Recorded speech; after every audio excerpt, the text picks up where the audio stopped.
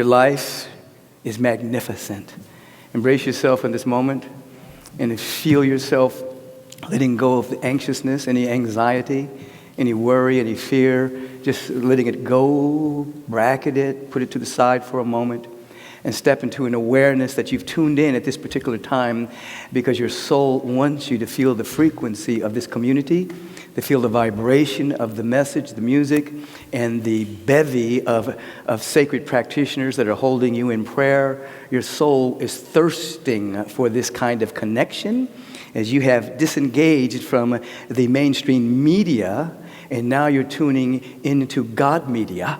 You're tuning into love media, you're tuning into peace media, you're tuning into dynamic intelligence media, that you can begin to sup at this divine table and allow for the expansion of your awareness to begin to happen or continue to happen for many of you, because you have become aware that you are awareness itself.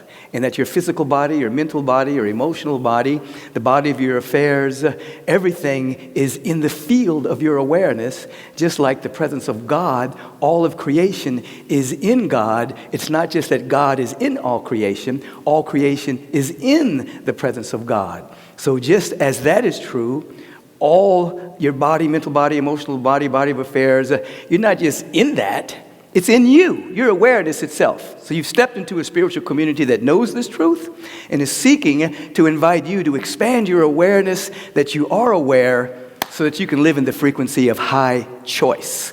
Our theme of the month has been living the surrendered life, and we have worked with this theme all month to come to an understanding, of course, that intentionality is very important in living this surrendered life, and that without intentionality, you're buffeted around by life's circumstances, the world of phenomena, things that go bump in the night, things that are happening in the world of effects. You have a tendency to react to, or you have a tendency to be pulled by other people's agenda, or you have a tendency to be pulled by the societal agenda or by the status quo agenda, the media's agenda for you, which is to foment more fear within you. But when you have intentionality, that means you're setting the direction for your life. It's not hard and making something happen. It's an intention that creates a tendency towards a particular direction. So you can begin to intend excellence. You can intend to be healthy. You can intend to be prosperous. You can intend to be a greater version of yourself at the end of this day. You can intend to be available to cultivate gifts, talents, and capacities within you. You can establish an intention every single day until your high intention becomes the law of your life. Now, this is very important because many people have a law of fear, a law of worry, a law of doubt. As you've heard me say over the years, it is not the practice that makes perfect, it is the practice of perfection that makes perfect. So many people have perfected worry. They perfected anxiety. Anytime anything changes in the world of phenomena, they have basically placed themselves under the aegis of that law and immediately become anxious, immediately become fearful because that's their law. Not you, not here, not now.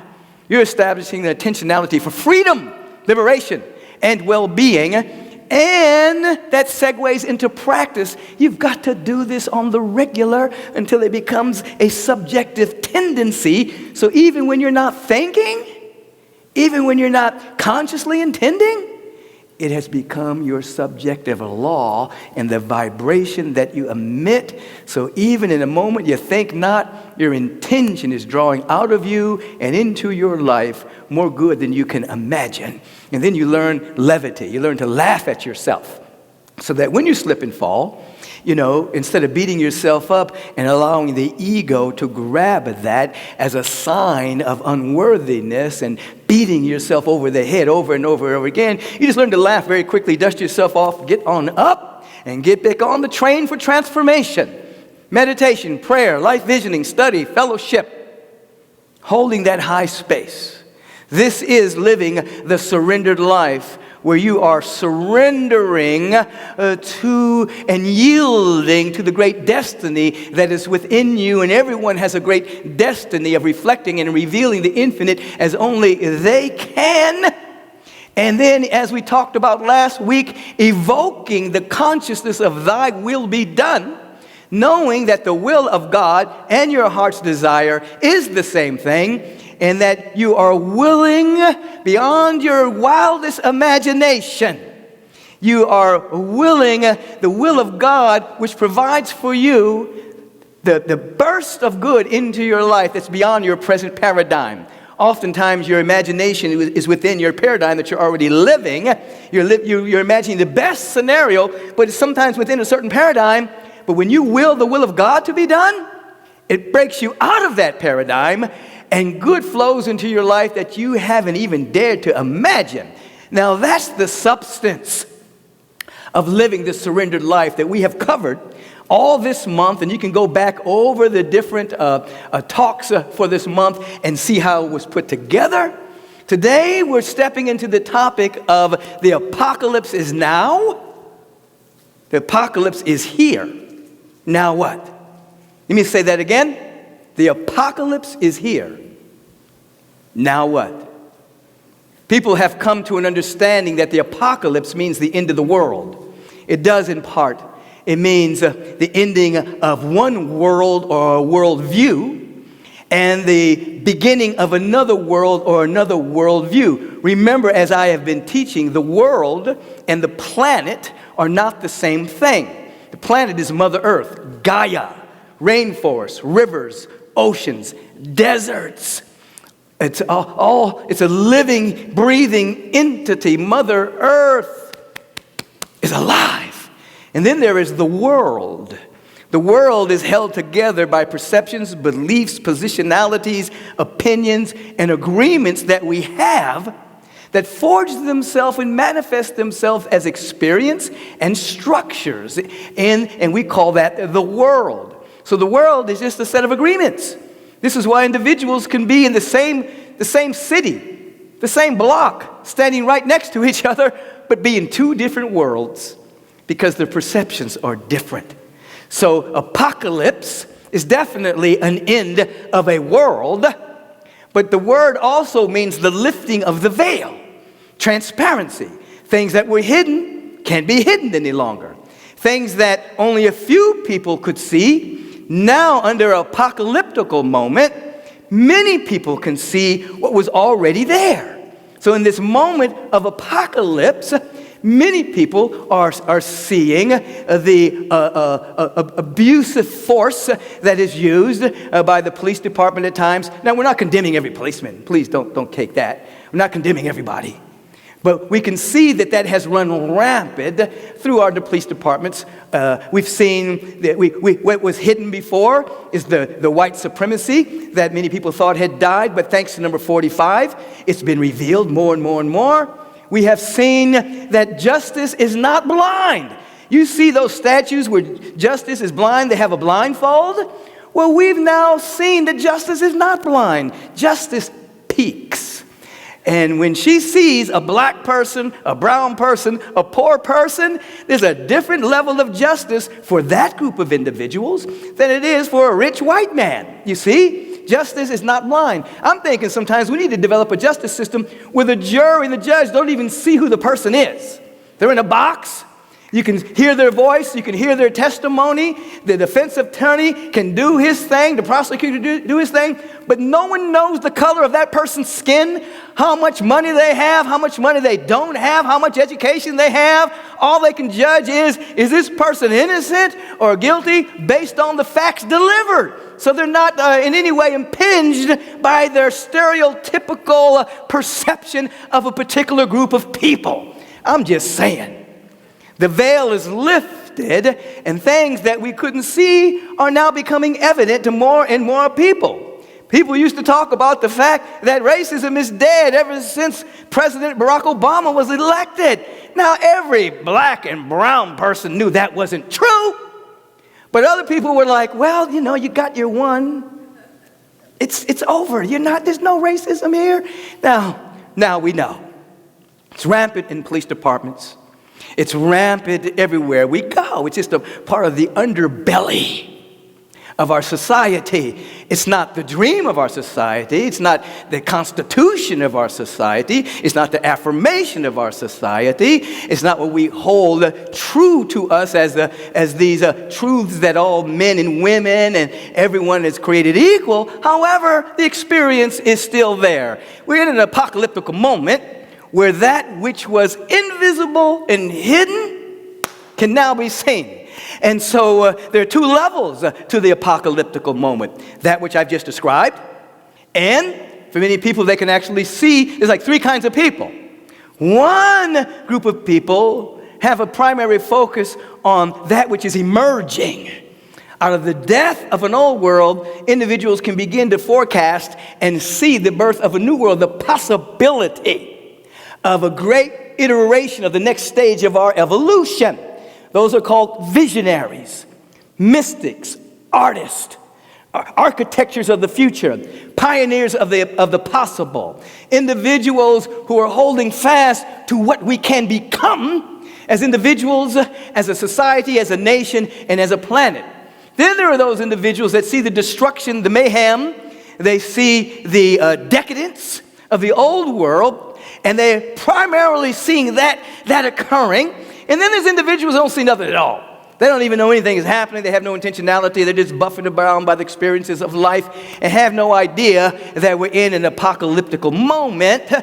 And so in this moment of the apocalypse, ending of one world, the beginning of another, I like to teach that the moment is malleable, it's flexible. Things that were hard facts, things that were in status quo, this is the way it is, can never be changed. We know that in this moment of a double pandemic, the pandemic of a flu that is called COVID-19, certificate of vaccination ID is what that means. That things are in flux, great reset if we use it right, to examine ourselves and to see the kind of people we want to become while we're quarantined. So there's that pandemic going on. And then there's the pandemic that has now, it's not the new pandemic, but the pandemic of the abuse of force and the pandemic of the underlying bigotry and racism that's now being seen. We're in a dual pandemic right now, but we can now see it. It's not hidden. So we want to say in substance that perhaps, and let me just break this down for a moment, with the word sacrifice, we're in a moment of great sacrifice. Sacrifice, the word means to make sacred. That's what the word means. When you sacrifice your money to perhaps put your kid through college, or you sacrifice your time that you would do one thing to better yourself in another area of your life, you're making sacred that time, or you're making sacred to that money. So this is what sacrifice means. It means sometimes, I really don't want to do this. This is going to be tough. But when you look back, you had made sacred that time or that money or whatever that particular case may be. So at this particular time, perhaps George Floyd's life is a sacrifice. And we can make it so. Perhaps his life is a sacrifice to the next iteration of change in the legal system, in policing. We can look back over history and we see that when Emmett Till was killed by those racists, he was a young boy, and if you remember, he was slaughtered and killed because he supposedly had whistled at a white woman. It was discovered later that the white woman lied and he never even whistled, but he shouldn't have died anyway. But that created so much outrage in the black community that the civil rights movement got a great spark of energy. And many things changed and many laws changed. His life was a sacrifice.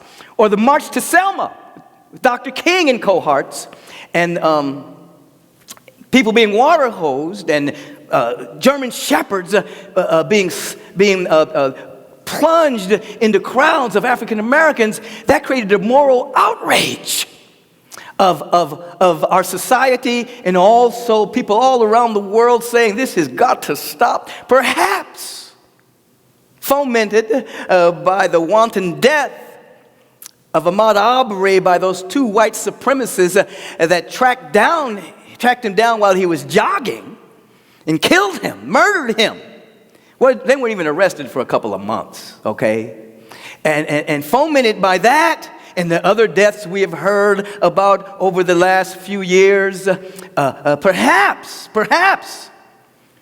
George Floyd's life can be made sacred by what's emerging. You see the protest. What's emerging? Young people in the street. What's emerging? People beginning to say, no. This can't happen. The fact that the police officer had 18 infractions before this particular moment, obviously the department was mismanaged, or the laws, or whatever the particular governing policies for police officers were inadequate. The fact that he was still policing after 18 infractions. Now, you all know we're living in a day and a time right now. If you're at your office and you go by and you touch a woman on her butt, or she touches you on your butt if you're a man, zero tolerance, baby. They are fired immediately, or some kind of hammer comes down on them. Here you have a law enforcement officer. Law enforcement.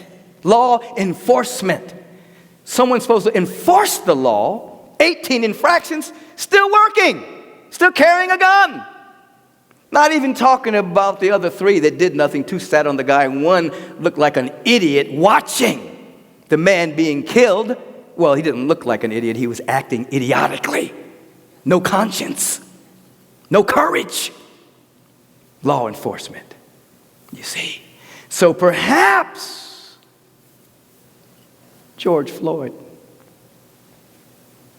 life can be sacrificed, made sacred to this energy, this rampant energy, this rage, this anger. It's rising up in the communities all around the United States and now spread out to other countries. Can be a force of change and transformation for something good. Here's some of the good news. Everybody's got skin in the game. Meaning, this isn't a black issue. When you see the protest, now understand, I'm not talking about the people that snuck into the protest. There's a lot of videos out now showing these white people dressed in black, covering their faces, these are white people, painting Black Lives Matter on things, destroying property, and when confronted by the real protesters, run away. Provocateurs, some of them are racist, some of them are anarchists, some of them are supremacists that are just trying to get and make things come to a level of mayhem. I'm talking about the real protesters, the ones that these young people and old people alike rising up and saying something has to change, and everybody's skin in the game, because when you look at it all around the country, it's not just black people out there. It's not just brown people out there. White people are out there saying, this is outrageous. Some people are coming to an understanding and actually believing what black people have been saying for years, that we have a different standard of justice and a different standard of how we feel when we go outside. If a police officer is behind us, we're not thinking protecting and serving. In many cases, we're thinking, I just want to get home, and they're starting to understand that now. And so now everybody's skin is in the game. And this is a truth. Racism is not going to be dismantled by black people. It's going to be dismantled by white people. Black people can point to it and say, I've been abused, I didn't get hired, I got fired sooner than everybody else. But ultimately, it takes everybody together to dismantle the evil of bigotry and racism and racial superiority. It's everybody. So this is not a time for bystanding. This is not a time for having pity on George Floyd's mother, who made her transition, or his brother, or his kids. It's not about pity. It's about participation. It's about asking, what is my role in this apocalyptic moment where the veil is lifted and we can see things now. And this is before the media it comes in and tries to shape the narrative. And fortunately, the main media, the mainstream media, which oftentimes skews things in a particular direction, I was noticing that they were actually reporting that there were provocateurs on site, that these were not the peaceful African Americans or Mexicans or white people that were having a protest. It was people bust in. I was talking to a former sheriff that is here on our security who was out there yesterday, and it brought him to tears when he saw these buses of white people coming in and doing all of this looting that had nothing to do with the protest. Just trying to create mayhem. Now, even the mainstream media is beginning to report that. Now, the point is this. Floyd George. Hope I got that name right. George Floyd. Okay. Any way you say it. 2 first names. George Floyd. For his name, we want to say that name because we don't want to forget it. George Floyd. George Floyd. George Floyd. Ahmaud Arbery, latest in a rampant expression of bigotry, and with the police department, abuse of force. His life can be made sacred, as it is being made sacred now by people rising up in a dynamically very powerful way. Point is, we have to begin to articulate where we're going. We have to articulate the vision of a justice system that works for all. We have to articulate a health care system rather than a sick care system that works for all. We have to articulate a legal system. We have to articulate an educational system that has a tendency to dumb down people so that they can't think critically. We got work to do. But here's the good news. Everything is in flux. Everything is fluxed up. It's fluxed up. Which means great change can happen now. Nothing is business as usual any longer. So we're calling upon, as we discussed in my IG Live, with Ben Crump, Ryan Bathay, Iyanla Van Zant, Reverend Kevin Ross. We're calling upon African Americans to tap into the vibrational frequency of the power of their ancestors, even pre-slavery, and pull on that power and be lifted into the realm of the absolute presence of God and walk with that kind of empowerment. We're calling upon our white brothers and sisters to pull into their ancestry of the great abolitionist who said, no, man's humanity against man is not going to happen on my watch. And those great abolitionists said, no, we've got to do something. And people wrote about it, and they did legislation, and they went to jail, and they did so much. So we're calling upon everybody to call upon that, and then you'll transcend the ancestral realm, and you'll come to a common meeting place in the eternal, pre-incarnational, where it wasn't about gender or color of our skin. Pre-incarnational presence where we realize that we are the light that lights up every man and woman that comes into the world. We'll come into a common understanding that all of us are shot directly from the source of all creation, the power and the presence and the love of God.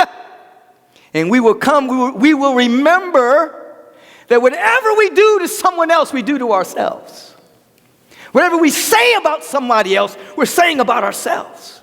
And whenever anyone is suffering, we're a part of that suffering unless we're holding a space of compassion and seeking to eliminate that suffering.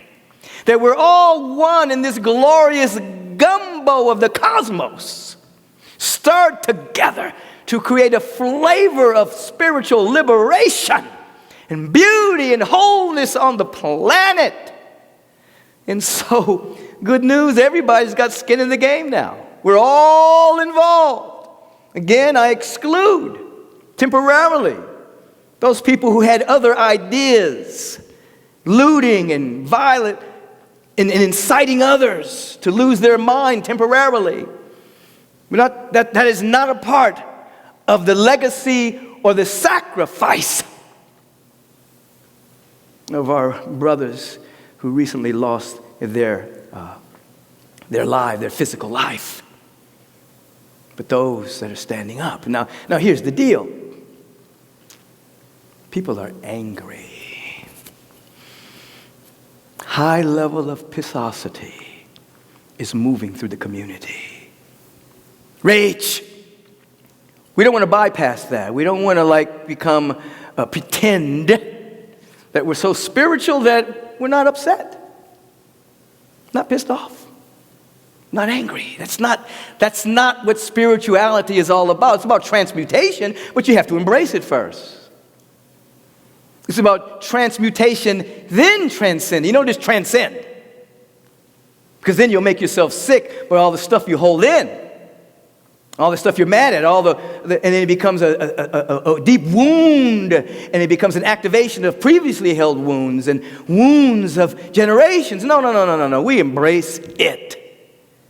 And so your spiritual practice for this week is to embrace that anger.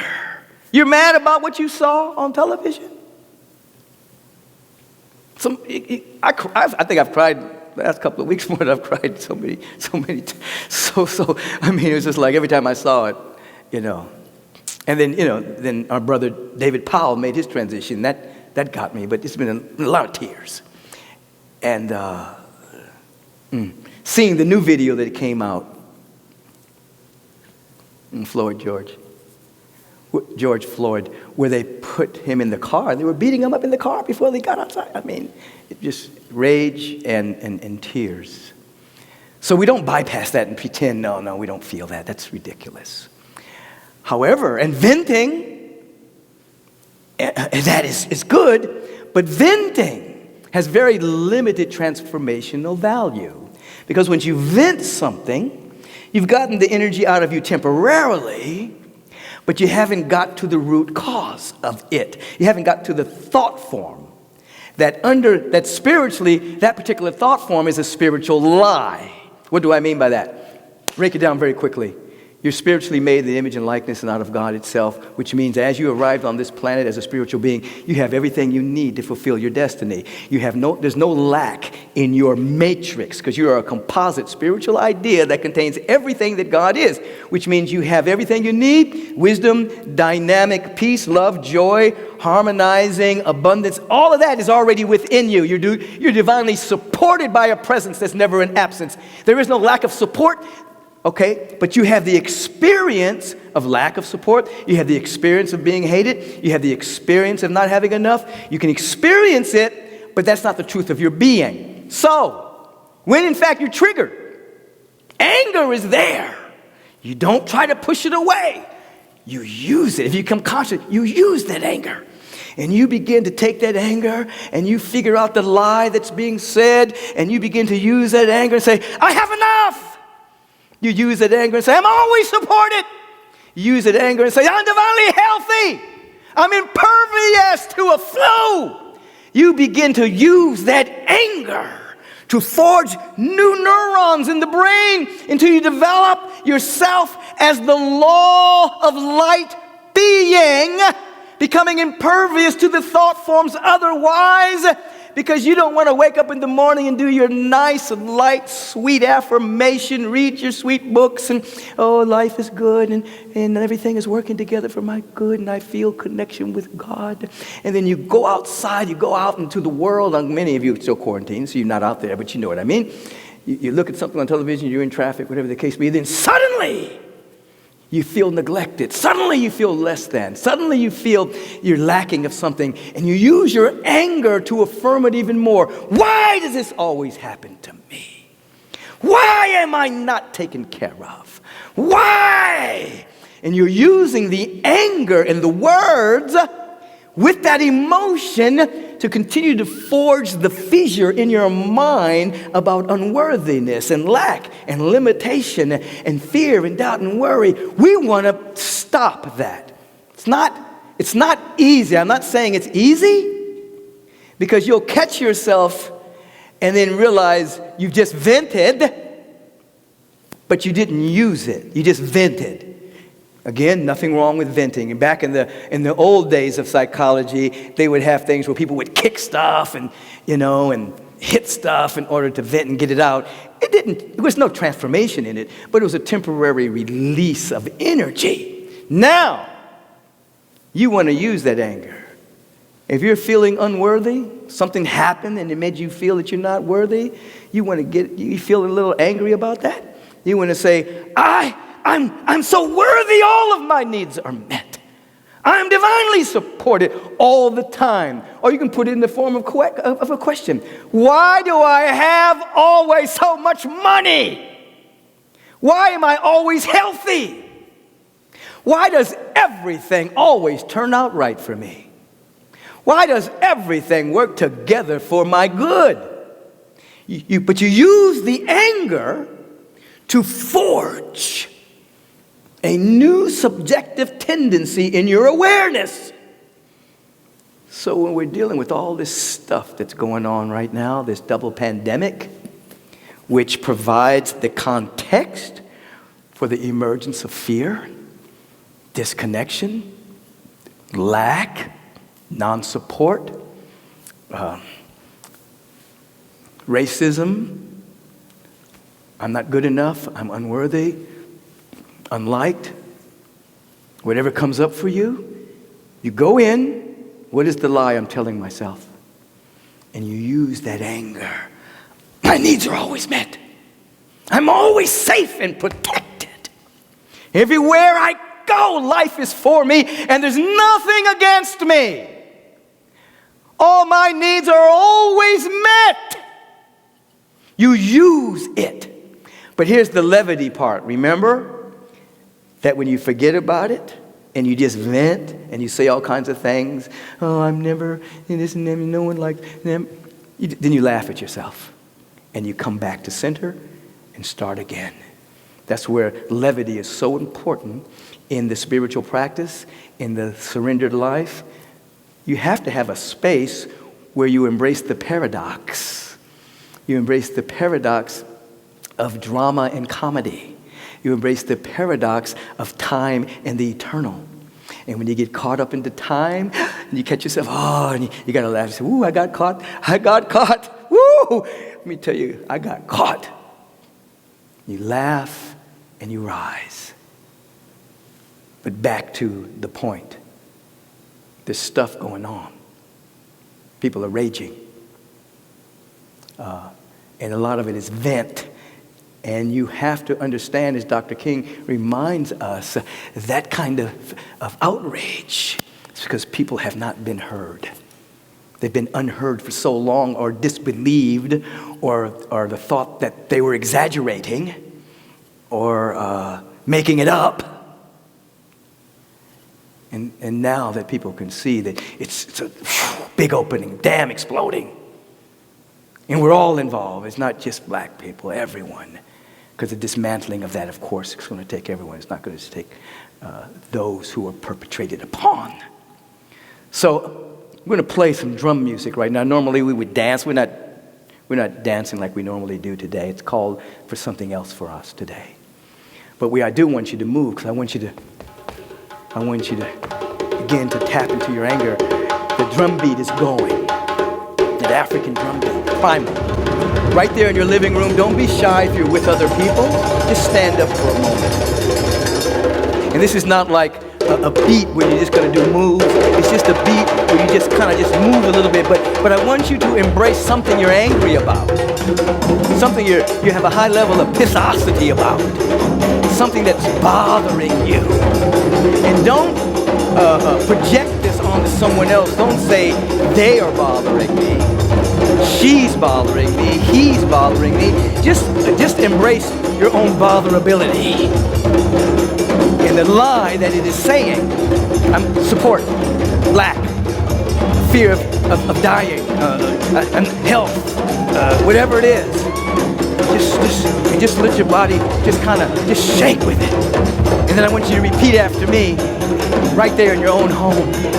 Just say, why am I always always so healthy? Let that anger be there. Why are my needs always met?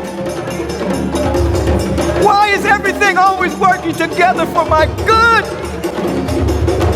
Why do I feel so safe? Why do I feel so protected? Why do I feel so supported? Why do I have more than I need all the time? Why do I feel so excellent? Now just move that body, let that energy go. Let that anger come up. Somebody scream right there in your living room. Woo! Yeah! Yeah! Yeah!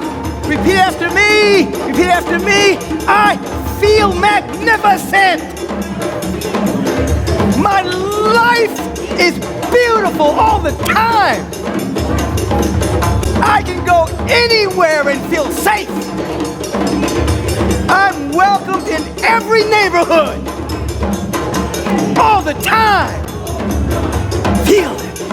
But you got to hold the anger now. Let that body just move. It's okay to be angry. It's okay to have a little rage. But you might as well make it work for you. You might as well let it help you become liberated. You might as well let it help you become free so you don't create the same cycle over and over and over again, using your emotions to forge a law of lack, a law of fear, a law of elimination, a law of separation. No. Feel it. This is one more time. Just feel. If you're bothered, angry, pissed off, just feel something there. Feel the lie. And scream out, oh, my needs are always met. I am embraced by prosperity. Divine health exudes through me. Divine well-being exudes through me. I'm always healthy. I'm always healthy. I am always healthy. I am always protected. All of my needs are always met. I'm so mad that I have everything I need right now. My anger is transformative, liberating. My anger is liberating. And I embrace and transmute it. I am beautiful. I reflect God's beauty. I reflect God's intelligence. I reflect God's creativity. I reflect God. Take a deep breath. Release. Deep breath.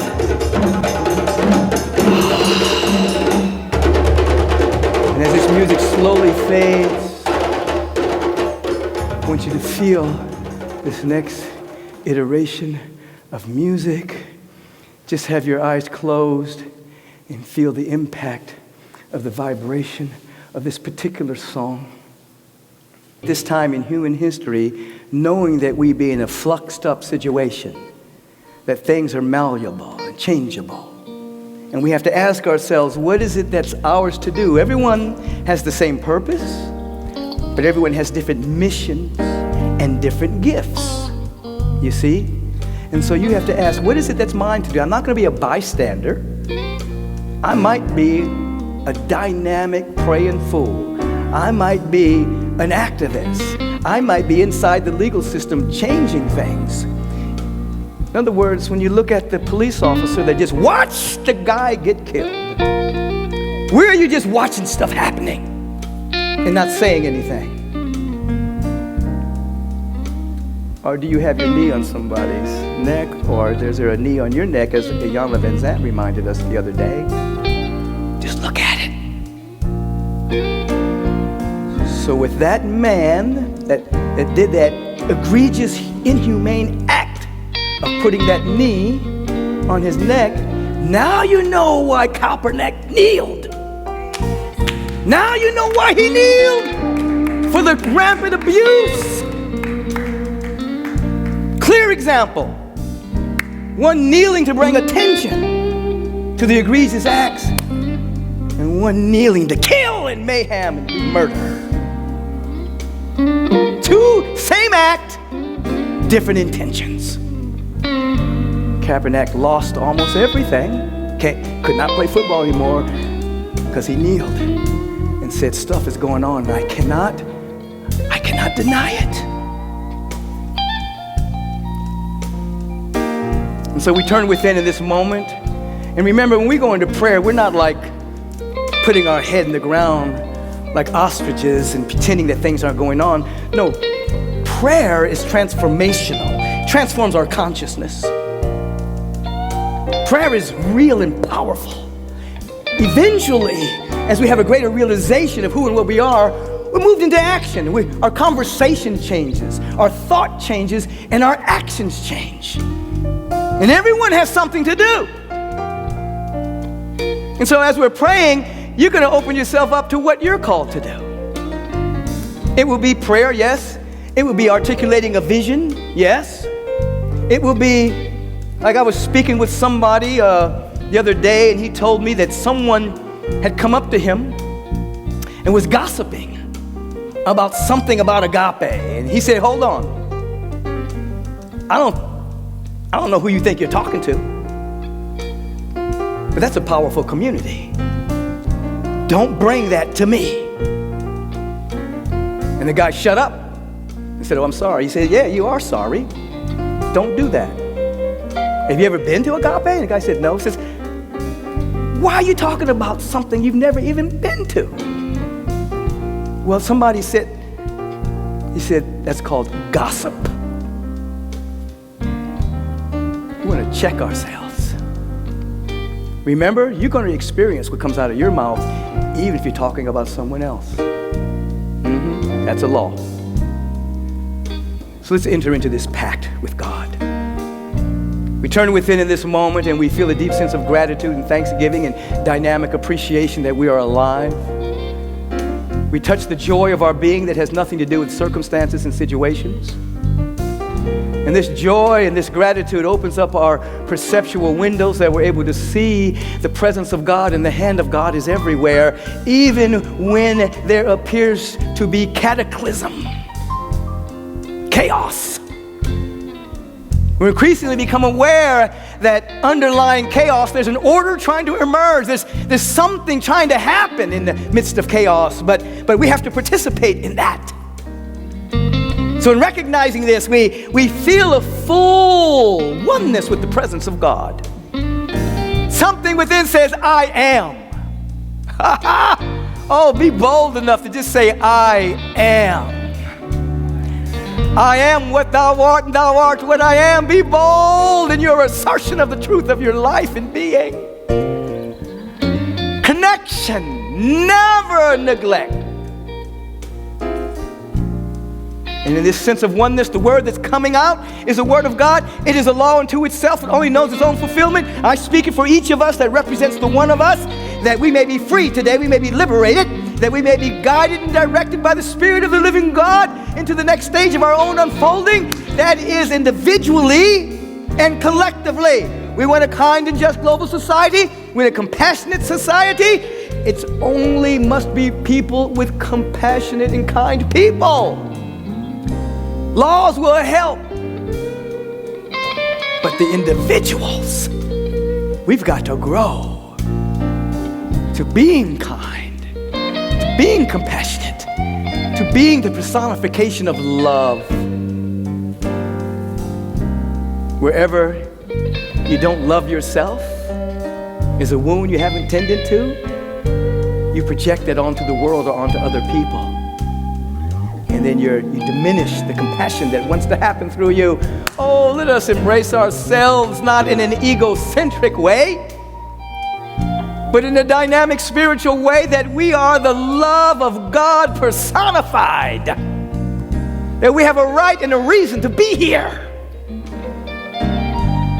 And that from this moment on, everything is unfolding in the most perfect and magnificent way. Oh, I want you to feel it in your bones, because a change is going to come.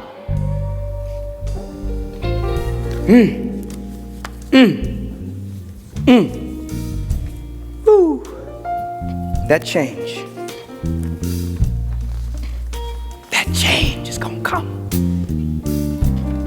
Give me a feeling tone. Change is gonna come. Ooh, the change is gonna come. It's been a long time. Yes. Change is gonna